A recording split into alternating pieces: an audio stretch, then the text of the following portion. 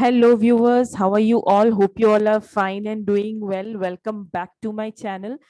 And today we are going to study about Vedic education and Buddhist education again. Yesterday we have studied about the difference between these two systems, and today we will study what are the similarities. मतलब इन दोनों system of education के बीच में क्या चीज ऐसी थी जो similar थी, सेम थी. ओके, तो लेट अस स्टार्ट.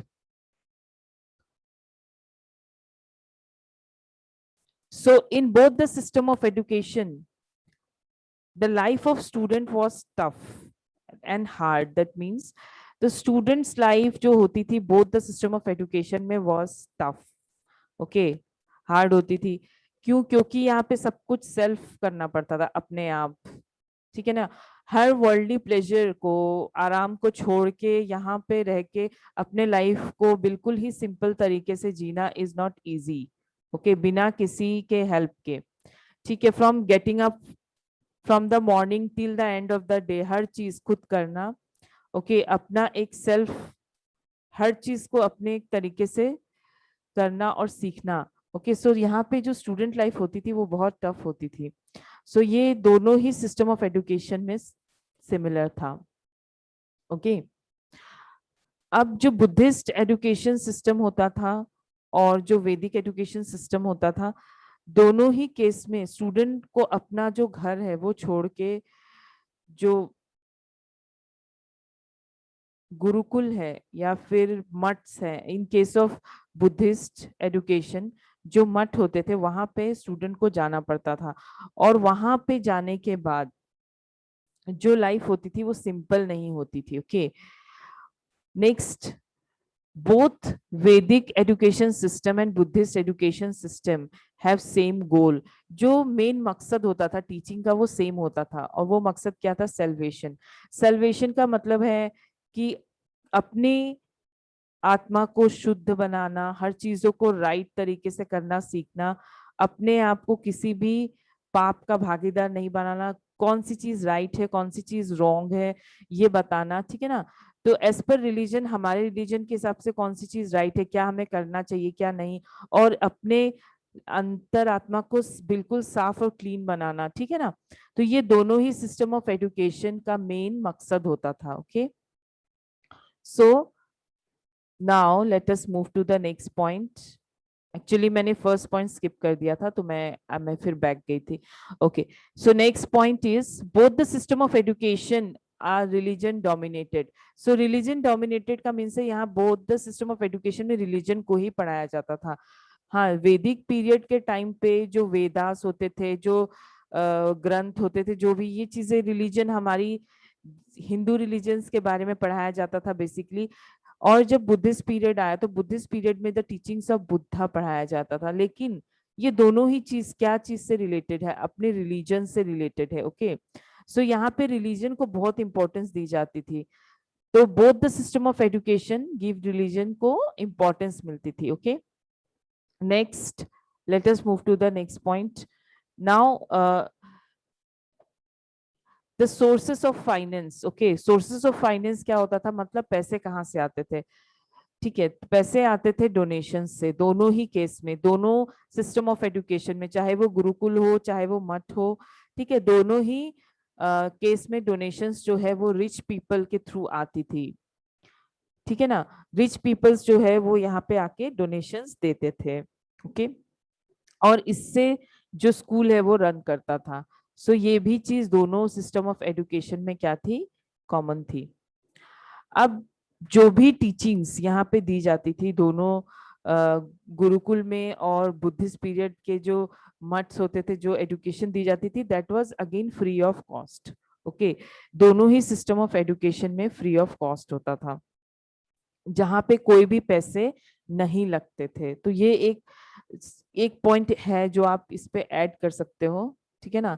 तो स्टूडेंट्स को जो है वो फ्री ऑफ कॉस्ट एजुकेशन दी जाती थी, ना एडमिशन फीस लगती थी और ना ही कुछ. ओके, तो ये भी एक पॉइंट बन सकता है. और इसी वजह से सिंस उन लोगों से फीस वगैरह कुछ नहीं लेते थे तो कैसे स्कूल चलेगा? वो चलता था डोनेशन से. तो इस तरीके से आप ये दोनों पॉइंट्स को, आप दो पॉइंट्स बना सकते हो इससे. Okay, next, their way of teaching is oral. In case of Buddhist period as well as Vedic period, generally the education is given in oral basis, that means speaking. यहाँ पे writing part कम होता था दोनों ही case में, ठीक है, writing part से कम सिखाया जाता था, ज्यादातर ओरल होता था। बुद्धिस्ट पीरियड में और भी मेथड्स आए, जैसे डिबेट्स आने लगे, ठीक है ना, डिबेट्स डिस्कशन ये सब होने लगा जिससे स्टूडेंट सीखते थे, लेकिन स्टिल ये सारी चीजें भी क्या है, ओरल है। तो सिंस वहां उस वक्त ओल्ड टाइम पे जो राइटिंग मटेरियल होते थे, पेपर पेन वगैरह बहुत कम होते थे, जिसकी वजह से इम्फेसाइज जो होता था वो ओरल टीचिंग में होता था। ओके, याद रखना, सुनना और सीखना। ओके, तो राइटिंग पार्ट बहुत कम होता था, तो ये भी एक कॉमन चीज थी दोनों सिस्टम ऑफ एजुकेशन में। Next come teacher in both the system of education command a great respect. तो इसका मतलब है कि जो टीचर्स होते थे दोनों ही एजेस में, बुद्धिस्ट पीरियड में भी वैदिक एजुकेशन के टाइम पे भी जो गुरुज होते थे, ठीक है, और वैदिक और बुद्धिस्ट एजुकेशन के टाइम पे जो मॉन्क्स होते थे, दोनों को ही बहुत रेस्पेक्ट मिलती थी और हाई स्टेटस होता था, ठीक है ना। They are just equivalent to God, बिल्कुल गॉड के बराबर उनको एक प्लेस दी जाती थी। सो यहाँ पे टीचर्स का बहुत रेस्पेक्ट था both the system of education में, ये भी एक तरीके की सिमिलैरिटीज है दोनों में। Okay, now student follow strict rule, जो हम ऑलरेडी पढ़ चुके हैं। स्टूडेंट की लाइफ टफ होती थी, क्यों टफ होती थी, क्योंकि उनके पास बहुत स्ट्रिक्ट रूल्स होते थे फॉलो करने के लिए। Both the system of education में कुछ रूल्स जो उनको आते ही बता दिया जाता था, वो रूल्स को उन लोगों को फॉलो करना पड़ता था, जिसकी वजह से जो स्टूडेंट्स है वो एक टफ लाइफ जीते थे। Okay, so this is another point of similarity between Vedic education system and Buddhist education system. Now let us see the next point. यहाँ पे जब भी एक स्टूडेंट एजुकेशन लेने के लिए जाता था तो उसे एक सेरेमनी के थ्रू जाना पड़ता था। पहले एक सेरेमनी होती थी जो हम already, if you will watch my last videos you can already see what kind of an ceremony they used to perform, कैसी सेरेमनीज होती थी। तो वैदिक पीरियड के टाइम पे भी गुरुकुल जाने के पहले जो सेरेमनी, मतलब एक तरीके की पूजा की जाती थी, उसके बाद ही स्टूडेंट गुरुकुल अपनी स्टडीज कंप्लीट करने के लिए पहुंचता था। ओके, अब in case of Buddhist period also, the students used to go through ceremony. So ceremony दोनों में different होती थी, लेकिन still they used to go through ceremonies. Now in Vedic period कौन सी ceremony होती थी? Vedic period में जो ceremony होती थी उपनयना। Okay, and in case of Buddhist period the ceremony is pabja ceremony in case of primary education, और Upasampada ceremony in case of higher education.